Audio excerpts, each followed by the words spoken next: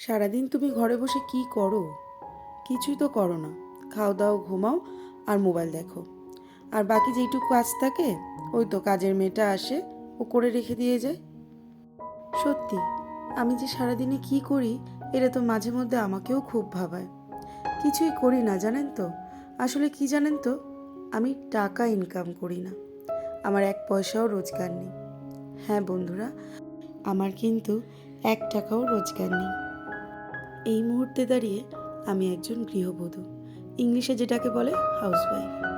Hello everyone, আমি পিয়ালি আর আমার নতুন একটি ব্লগে আপনাদের সবাইকে ওয়েলকাম।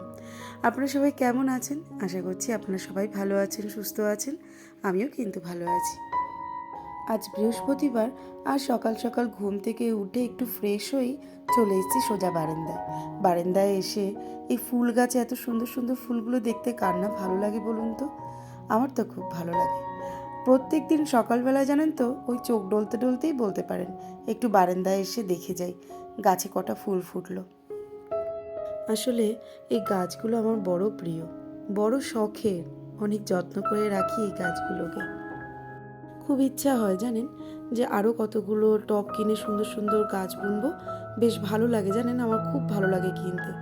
কিন্তু কি জানেন তো, ভাড়া বাড়িতে থাকি তো, যখন আবার বাড়ি ঘর দর চেঞ্জ করতে লাগে তখন কিন্তু এই গাছগুলো নিয়ে যেতে ভীষণ অসুবিধা হয়ে যায়। আর তার উপরে বারান্দাটাও যে খুব একটা বেশি বড় তাও তো নয়। চল ঘরে ঢুকে পড়ি। সকাল সকাল একটু কাজ আছে। কাজ আছে বলতে একটু ঘরগুলো ক্লিন করব। মামাম স্কুলে যাবে কিন্তু এখনও অনেকটা সময় রয়েছে। ভাবলাম এই দুটো তাক একটু পরিষ্কার করে নিই। কালকে নিচের দুটো তাক পরিষ্কার করেছিলাম, আর বাকি সময় হয়নি জানেন তো। ছেলে মেয়ে দুটো এত বিরক্ত করে যে আর সময় পেলাম না। তাই আজকে সকালে বসে পড়েছি বাকি তাকগুলো ক্লিন করতে। দুদিন আগেই কিন্তু এই তাকগুলোকে আমি গুছিয়েছিলাম জানেন তো, পরিষ্কার করে গুছিয়েছিলাম। কিন্তু ওই যে আবার অগোছালো করে দিয়েছে। দুদিনও ঠিক করে রাখতে পারে না। আমাদের বোধহয় এই কাজ, খালি অগোছালো জিনিস খালি গুছিয়ে রাখো। আর এই অগোছালো জিনিসগুলো খালি গুছিয়ে রাখি বলে তাই আমাদের কাজের কোনো দাম নেই।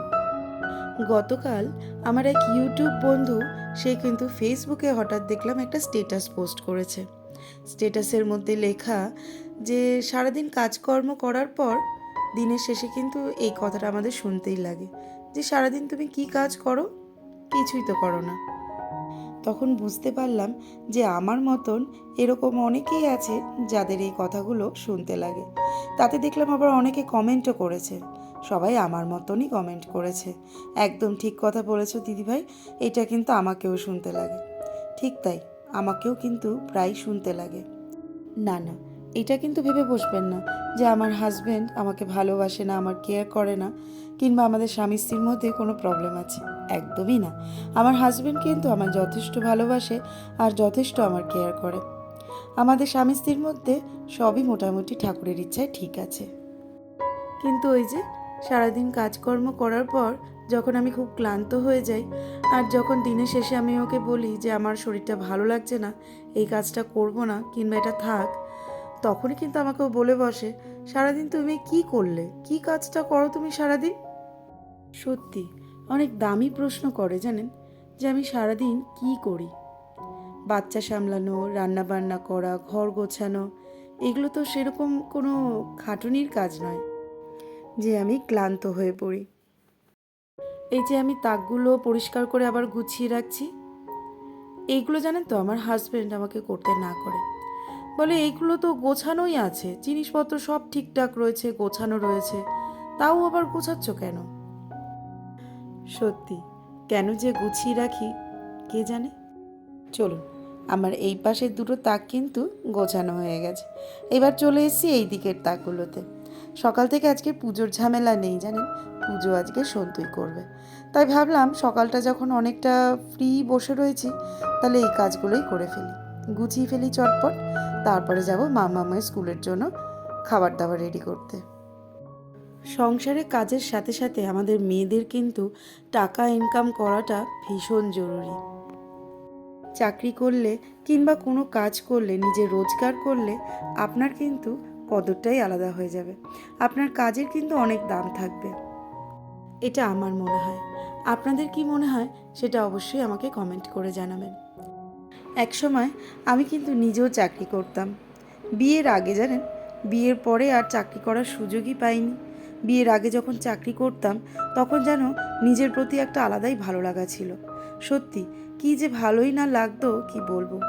নিজে রোজগার করতাম, কিছু কেনার থাকলে তখন আর কারোর পারমিশনের প্রয়োজন পড়তো না, কিংবা কারোকে জিজ্ঞেস করতে হতো না যে এই টাকাটা কি নেব, কিংবা কারোকে কৈফিয়ত দিতে লাগতো না যে এই টাকাটা আমি কোথায় খরচা করলাম।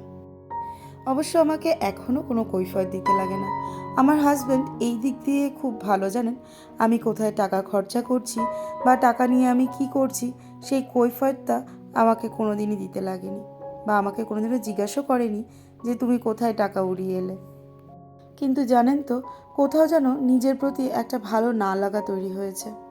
ভালো লাগে না ঘরে বসে থাকতে, বিনা রোজগারে থাকতে, একেবারেই ভালো লাগে না। নিজের কনফিডেন্সগুলো না কোথাও যেন হারিয়ে ফেলছি।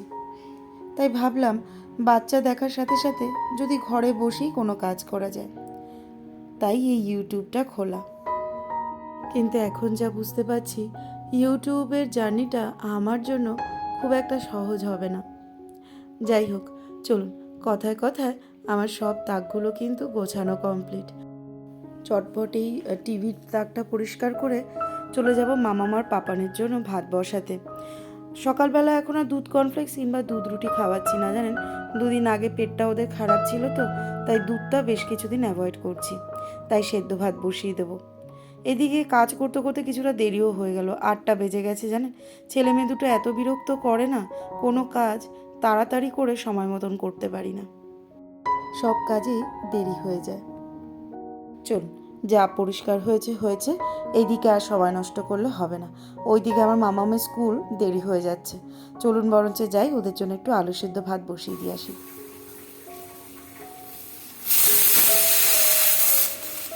মেয়েকে খাইয়ে দাইয়ে স্কুলে পাঠিয়ে দিয়েছি, আর এদিকে পাপানটা আমার পেছন পেছন ঘুরছে। আজকের আর চায়ের ঝামেলা করলাম না, আজকের একটু ব্যানানা মিল্কশেক করছি। আসলে পেট খারাপ ছিল তো ছেলে মেয়েদের, যার জন্যেই কলাগুলো খাওয়াতে পারিনি, আর কলাগুলো হয়ে যাচ্ছে নষ্ট। তাই ভাবলাম কলাগুলোকে একটু ইউটিলাইজ করে ফেলি আর ব্যানানা মিল্কশেক করে ফেলি। আজকে চায়ের বদলে করে ফেলেছি ব্যানানা মিল্কশেক। চলুন এবার এটা খেয়ে আসি, তারপরে সন্তু আবার বেরোবে অফিস, ওর জন্য আবার টিফিন তৈরি করে দিতে লাগবে। এত অবধি যারা ভিডিওটা দেখছেন, যদি ভালো লেগে থাকে কোথাও, তাহলে অবশ্যই একটা লাইক করবেন। আর যদি নতুন বন্ধু হন, তাহলে চ্যানেলটাকে সাবস্ক্রাইব করে আমার পাশে থাকবেন। এখানে পাপানের অবস্থা দেখুন, এত বেশি দুষ্টামি করছিল সকাল থেকে যে ওকে রাগ করে এই পার্সেলটার ভেতরে বসিয়ে দিয়েছিলাম। ভীষণ দুষ্টু, জানেন। এই ছেলেটা আমার ভীষণই দুষ্টু, এক সেকেন্ডও কোথাও শান্ত হয়ে বসে না, কিছু না কিছু মহারাজ করছেনই। তাই আজকে বক্সের ভেতর ঢুকিয়ে দিয়েছি, আলম এইখানে বসে থাক, তাহলে আর উঠতেও পারবে না, চুপচাপ এখানে বসে থাকবে। কিন্তু তাতে দেখছি ও বেশি রকম কান্নাকাটি করছে। যাই হোক, সকাল সকালটা এই কাজকর্ম করতে গিয়ে আমার আর আটা মাখা হয়নি, যার জন্য আজকে রুটিটাও করতে পারলাম না। ভাবলাম তো সকালের টিফিনটা তো করতে লাগবে, তাই ম্যাগি করে ফেলি। আমি যখন ভিডিওটা এডিটিং করছিলাম, যখন ভয়েস দিচ্ছিলাম, পাশে বসে আমার মেয়ে বলছে, মা তুমি যে পাপাকে ম্যাগি করে দিয়েছো, ম্যাগিতে তো কেমিক্যাল থাকে, ম্যাগিটা পাপাকে দিও না, it is not good for health. ভাবতে পারছেন এই মাসিমাটা কত পাকা হয়েছে, খালি বড়দের মতন কথা। যাই হোক, ম্যাগি কিন্তু আমার রেডি হয়ে গেছে, চলো এবার ওকে দিয়ে আসি। আজকের ব্লগটা আমি এখানেই শেষ করছি। সবাই ভালো থাকবেন, সুস্থ থাকবেন। আমি চলে আসবো নতুন আরেকটা ব্লগ নিয়ে। ম্যাগিটা দেখতে যতটা লোভনীয় হয়েছিল, খেতেও কিন্তু দারুণ হয়েছিল। চলুন আজ তাহলে আসি, দেখা হবে খুব শিগগিরই।